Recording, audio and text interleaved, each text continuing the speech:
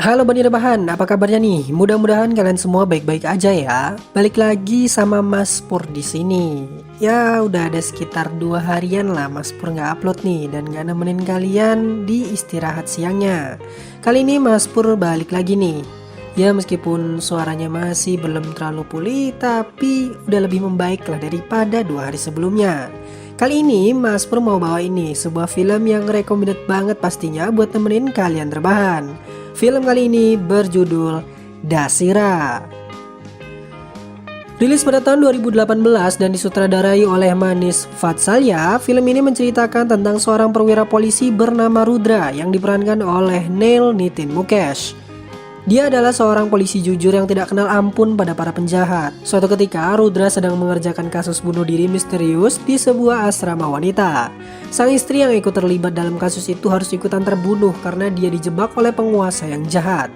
Mampukah Rudra mengungkap kebenaran yang ada serta membalaskan kematian istrinya? Sebelum masuk ke ceritanya, buat teman-teman semua jangan lupa like, comment, share, dan juga subscribe ya. Gak perlu banyak basa-basi lagi, ini dia ceritanya.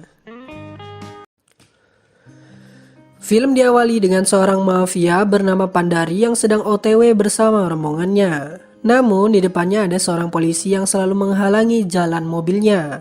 Seketika motor polisi itu melesat jauh dan berbalik arah. Si polisi turun dan menembak ban mobil Pandari hingga tergelincir. Pandari dan anak buahnya pun keluar.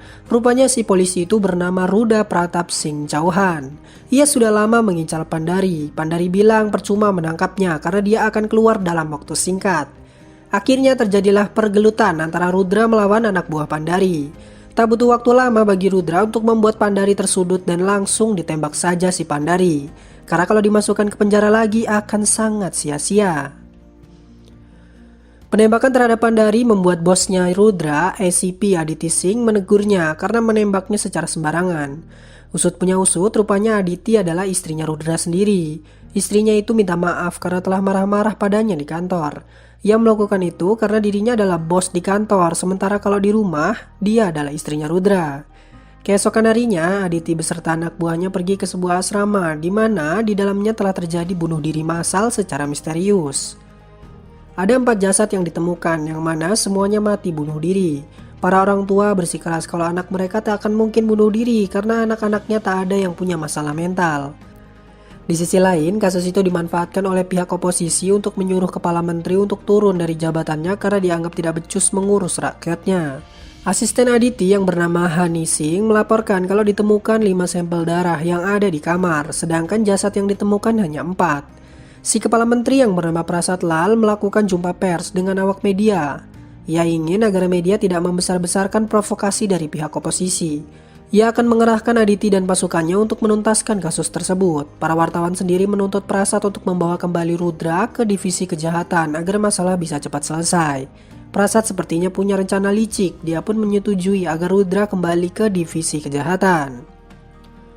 Aditi pun menceritakan kasus itu ke Rudra. Rudra bilang dia mungkin akan melakukan metodenya seperti biasa. Aditi sendiri minta agar Rudra menahan diri jika mau main hakim sendiri pada pelakunya. Rudra pun berjanji akan berusaha. Keesokan harinya, Rudra pun ikutan menangani kasus bunuh diri tersebut. Dari barang-barang yang ditemukan, Rudra minta agar panggilan yang ada di kartu SIM segera dilacak dan juga nota pembayaran yang ditemukan diselidiki siapa yang bersangkutan. Aditi pun langsung ke perusahaan provider SIM yang ditemukan untuk dilacak siapakah yang terakhir kali memanggil dan dipanggil oleh pemilik SIM. Hani Singh sendiri pergi mengecek nota di bank yang bersangkutan. Ternyata SIM tersebut milik Kanchan Devi. Hani sendiri dapat info kalau nota itu dibayar oleh seorang bernama Ramesh Dubey, yang mana sebagian besar panggilan yang ada di SIM card tersebut dilakukan ke seseorang yang bernama Sama. Hani pun menuju alamat Ramesh Dubey sesuai yang diberikan. Saat didatangi alamatnya, ternyata alamat tersebut adalah alamat palsu, tak ada orang yang bernama Ramesh Dubey. Hani pun melaporkan itu pada Rudra. Karena penasaran, Rudra bersama Hani kembali ke bank untuk menyelidiki lagi soal nota itu. Rudra minta rekaman CCTV terakhir Ramesh mencairkan uang di ATM. Ketemulah sesuai jam dan hari di mana Ramesh menarik uang, yang mana itu ternyata bukan Ramesh Dubey, melainkan seorang kontraktor bernama Pandey yang kerjanya menjilat para menteri. Pandey pun ditangkap untuk diperiksa. Sontak Prasad langsung menyuruh adik iparnya yang bernama Shankar untuk menebus Pandey. Karena surat dari Prasad untuk menebus Pandey, Aditi sendiri tidak bisa apa-apa dan melepaskan Pandey. Pandey sudah senang dibebaskan, namun ketika dipertemukan dengan Shankar, Shankar malah langsung menggorok leher Pandey hingga tewas. Karena lepasnya Pandey, Aditi pun mendapat teguran dari Komisaris Sharma. Ia diminta untuk segera memecahkan kasus tersebut. Malamnya, dia pun bercerita pada sang suami soal kebuntuannya karena Pandey lepas. Rudra pun menenangkan sang istri. Rudra bilang saksi kunci ada pada dirinya. Dari 5 sampel yang ditemukan, ada 4 jasad. Semua itu karena yang kelima masih hidup di sebuah rumah sakit dan dia minta agar dirahasiakan serta diberi penjagaan.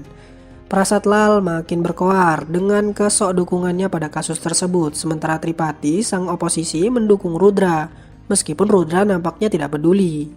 Rupanya sosok pengkhianat ada di kepolisian, dia adalah S.I. Dulare. Dulare memberitahu Shankar soal satu korban selamat yang tersisa.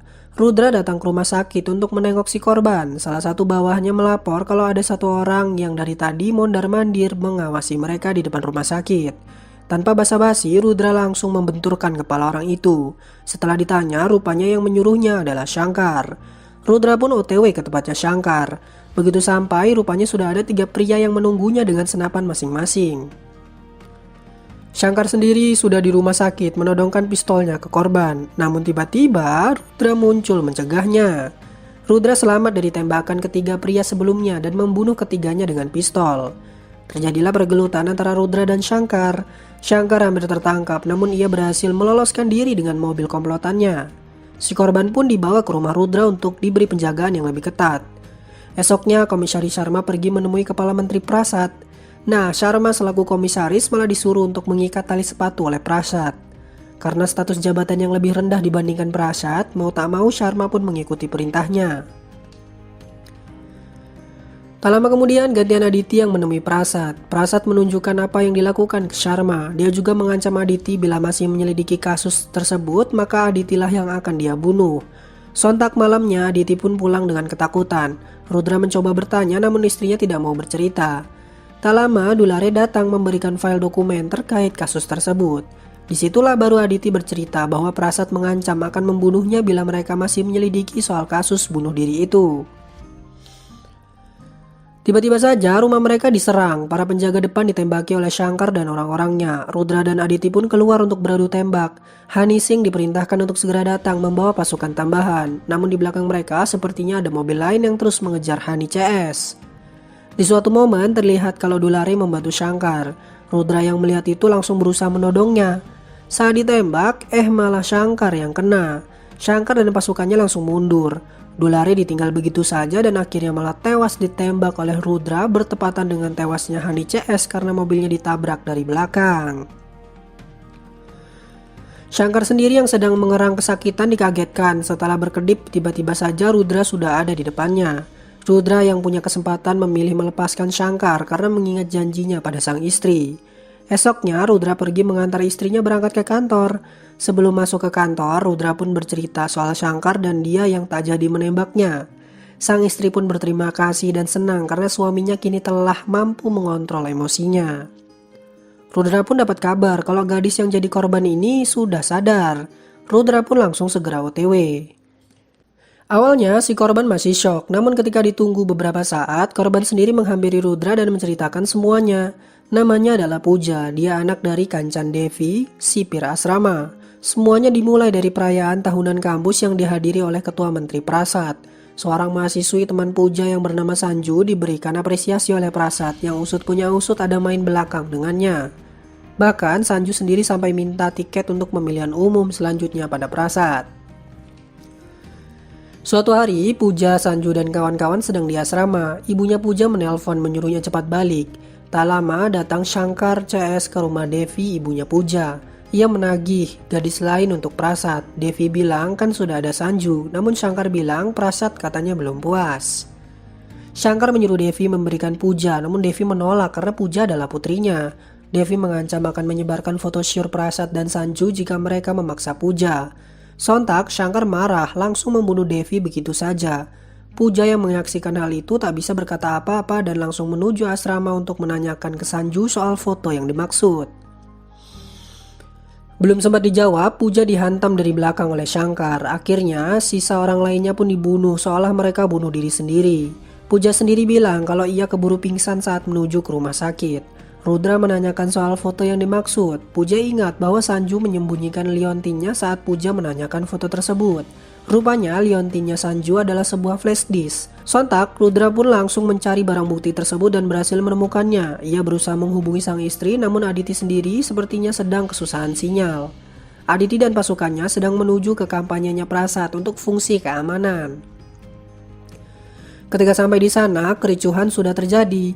Aditi berusaha menghentikan kericuhan itu, namun sayang dia malah ditusuk oleh beberapa oknum yang bersembunyi di kerumunan. Sayangnya Rudra datang terlambat dan hanya bisa melihat istrinya meregang nyawa begitu saja. Suatu malam setelah kematian sang istri, Sharma memanggil Rudra. Di situ Sharma memberikan dukungan penuh pada Rudra untuk mengungkapkan kebusukan Prasad apapun metodenya. Esoknya seluruh personel dikerahkan untuk membantu Rudra. Mereka tak terima atas kelakuan Prasad mempermalukan pihak kepolisian. Kepolisian pun bergerak dan menghabisi antek-antek dari Shankar. Rudra sendiri mendatangi Shankar ke markasnya sendirian, kini dengan seragam kepolisiannya. Tanpa ampun, Rudra menghajar semua anak buah Shankar hingga dia berhadapan dengan Shankar sendirian.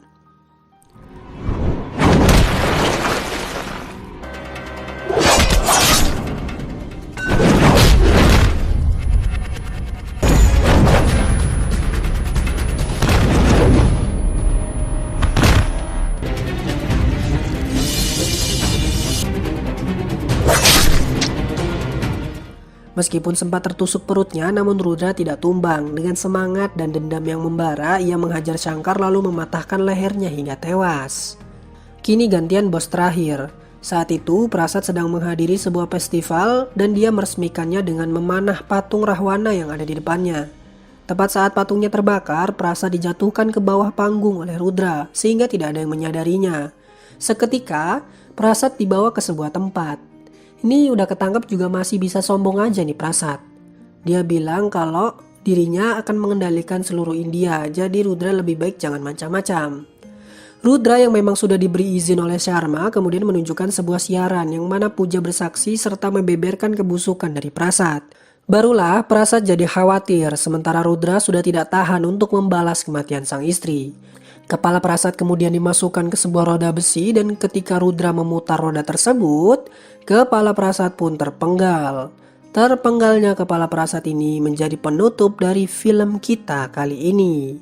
Pada akhirnya film pun selesai. Itulah tadi alur cerita dari film Dasira. Gimana nih menurut teman-teman? Apakah filmnya worth itu untuk dibahas? Jangan lupa komen-komen di bawah ya. Sekian dari Mas Pur kali ini. Sampai jumpa di film selanjutnya. Tetap jaga kesehatan ya teman-teman. Karena ya Mas Pur aja sempat terganggu nih kesehatannya beberapa hari ini. Mungkin itu saja dari Mas Pur kali ini. Sampai jumpa di film selanjutnya. Mas Pur pamit undur diri. Bye-bye.